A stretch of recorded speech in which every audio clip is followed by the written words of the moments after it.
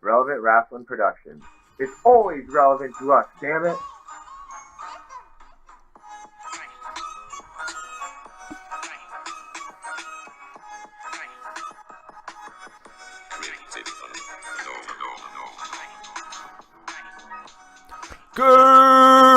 Greetings, Joshi family! That's right. It is me, the voice of Relevant Rasslin Productions, and your humble narrator for this evening's event. It's me, Joe Fortune, aka Joshi Joe, and this is the only, your favorite, and the number one best ever current monthly episodic podcast about Joshi Puroresu, aka Japanese women's professional wrestling. I dream of Joshi. Listeners, I Dream of Joshi is my relevant journey into Joshi Puroresu, and I thank you as always for choosing to ride the buzzwaves with me on this most relevant voyage. Guys, this is episode 6. I can't believe it. We have been doing this for about 6 months now.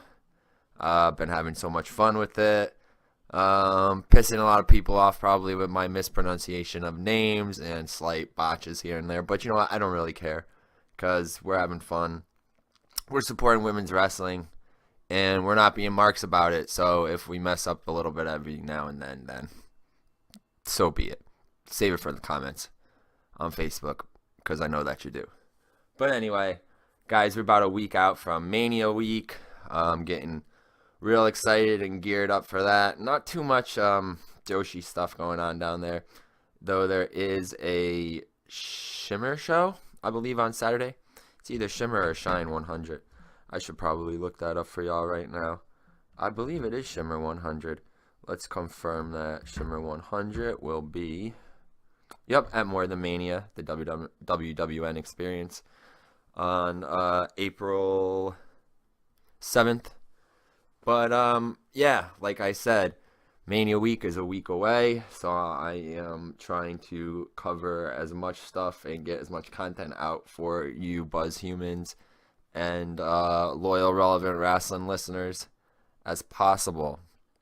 Starting with this episode of I Dream of Joshi.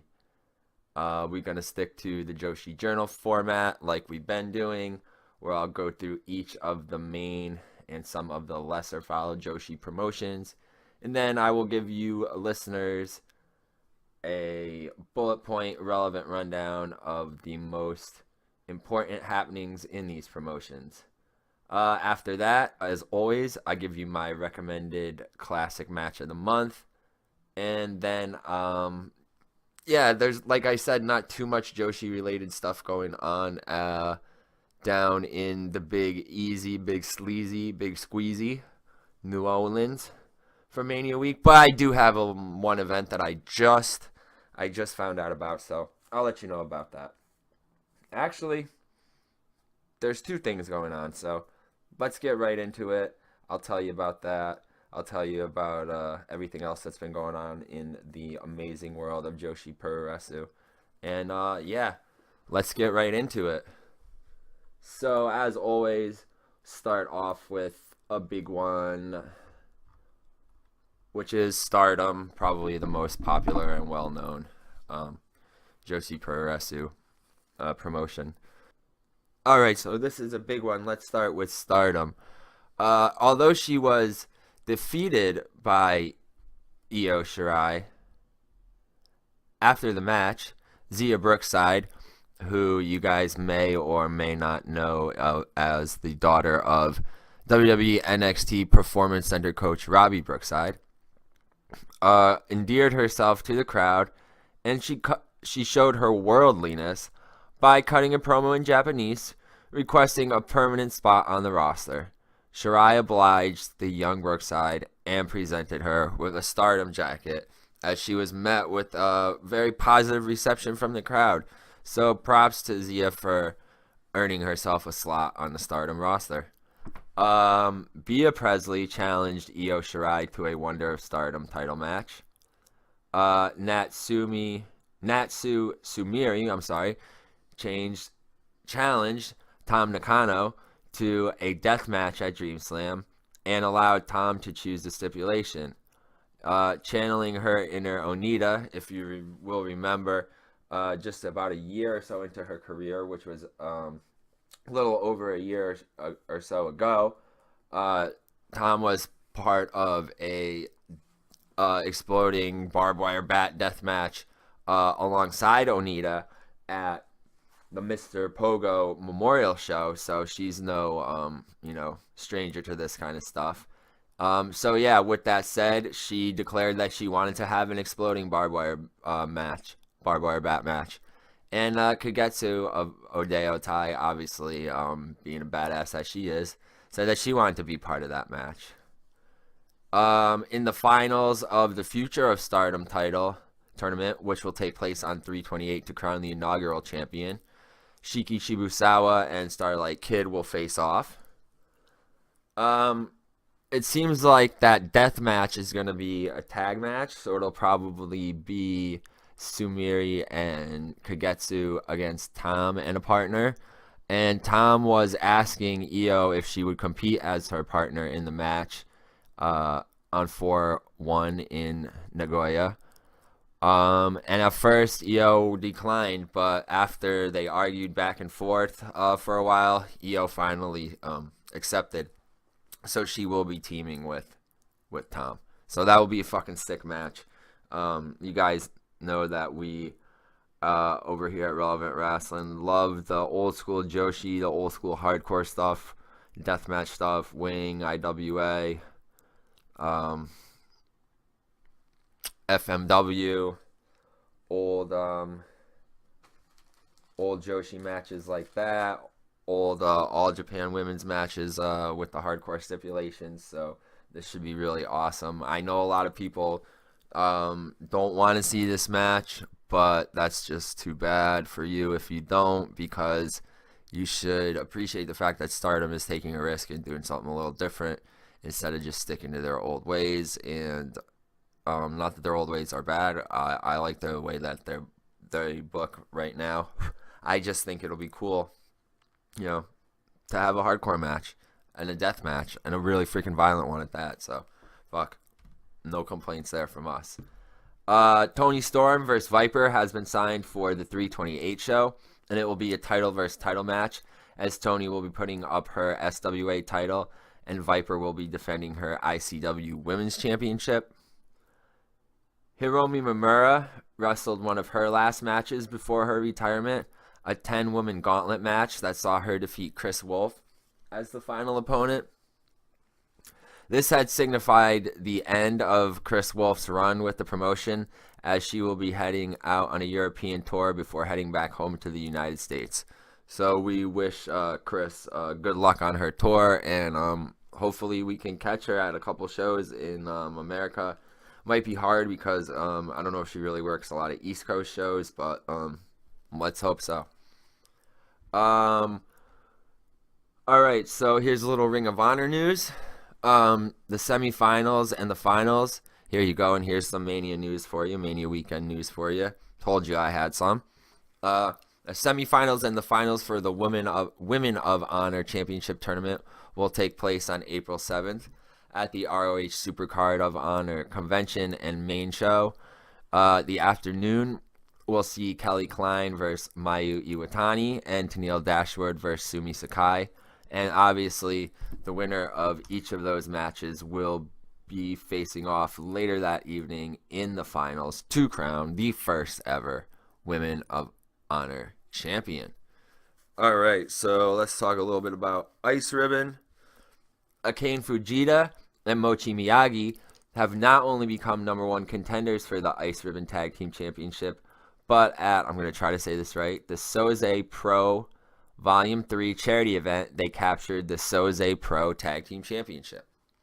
Another pretty cool, something new and cool that idea that Ice Ribbon is trying out.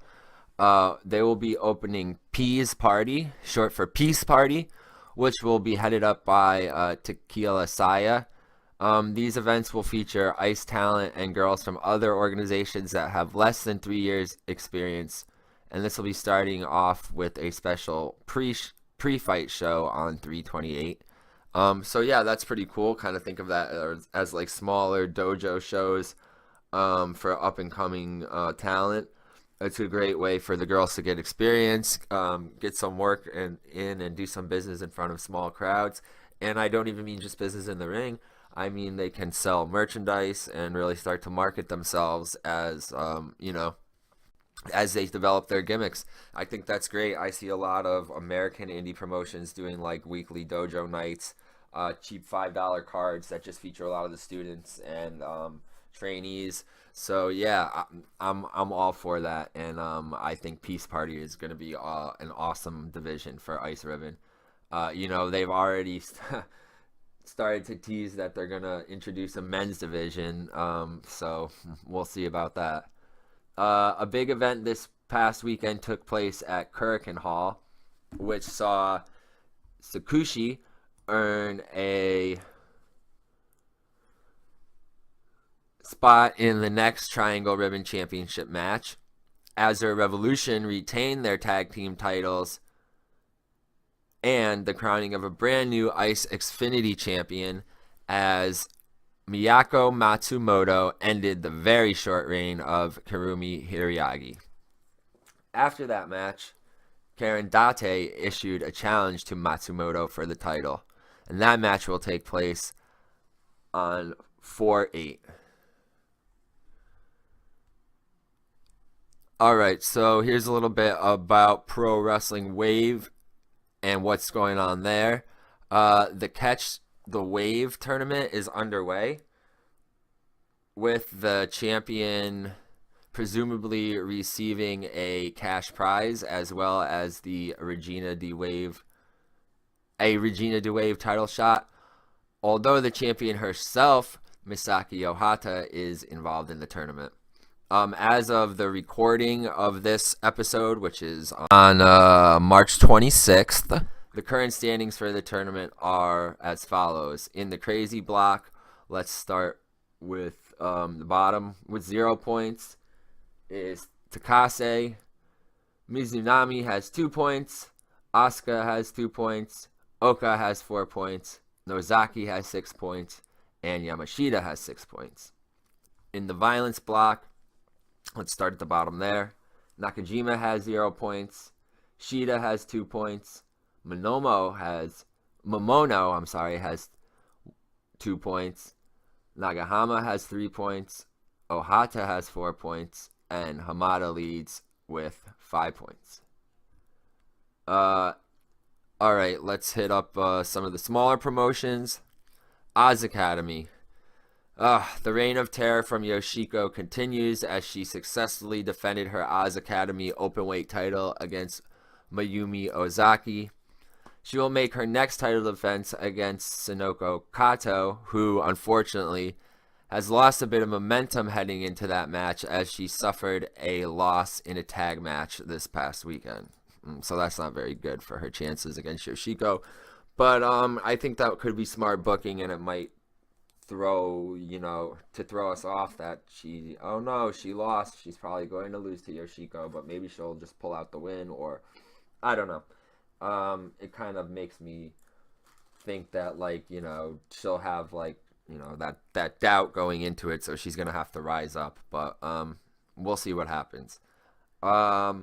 In Seedling, no big news except that Arisa Nakajima is out with a concussion, and we want to send her our best get well wishes. For Sendai Girls, just one piece of business to note: Cassandra Miyagi and Heidi Katrina defeated W Fix, that's Dash, Chisako, and Kaoru, to become the new Sendai Girls Tag Team Champions. In Tokyo Joshi Pro, Neo B Shikigun, that's Azusa Christie and Sakisama retain their Tokyo Princess Tag Team titles against, Nodoka Wanesan and Yu, After the match, they were challenged by Marika Kobashi and Miyu Yamashita. Yamashita is looking to become a double champion. And Yamashita is on that path as she retained her Tokyo Princess Championship against Mahu Karone. Unfortunately, though, for Yamashita, her goal of becoming a double champion was cut short as she and Marika were defeated by Neo B. Shikigun. Su Young will make her debut for the promotion on May 3rd as she'll be teaming up with Maho Karone as the tag team Dead or Alive. They have no scheduled matches as of yet, though. Priscilla Kelly, who you guys will know from the independent, American independent wrestling scene. She is either the girlfriend or fiance of Darby Allin. She will be making her debut for Tokyo Joshi Pro as she was pulled from all of her WrestleMania week bookings, which is bittersweet for her, but she will be there on April 7th, 8th, and April 15th. All right, another piece of business regarding a little bit of Mania weekend stuff, events. This is from Rise Women's Wrestling. There will be a live podcast recording for the new Rise podcast on April 6th during Mania Week, 2 p.m. on Friday at the St. Charles Hotel in New Orleans. There'll be a meet and greet with some of the women from the roster as well. And then on April 13th in Berwyn, Illinois, will be Rise 7, which will be headed off by a meet and greet session with Bull Nakano, my favorite, and Alundra Blaze, my other fave. The main show later that evening will feature new talent pulled from Rise's Perspective talent pool, and several already scheduled matches, including the semi-main event of Deuces Alliance versus Goku Manto, team, which is essentially Team Alundra Blaze versus Team Bull Nakano. Neither of them will be wrestling, but they will be represented by some of the female roster. And also, Delilah Doom will defend her Phoenix of Rise title against Deonna Purrazzo in the main event. Joshi fam, my classic Joshi match of the month recommended for you is Megumi Kudo and Combat Toyota versus Shark Tushia and Bad Nurse Nakamura. This is a Bat, Cane, and Board hardcore death match, whatever you want to call it, from 6/27/1995. I picked this one because I was thinking about the Tam Nakano exploding bat death match coming up, and that's going to be a tag team match, and this is a tag team match.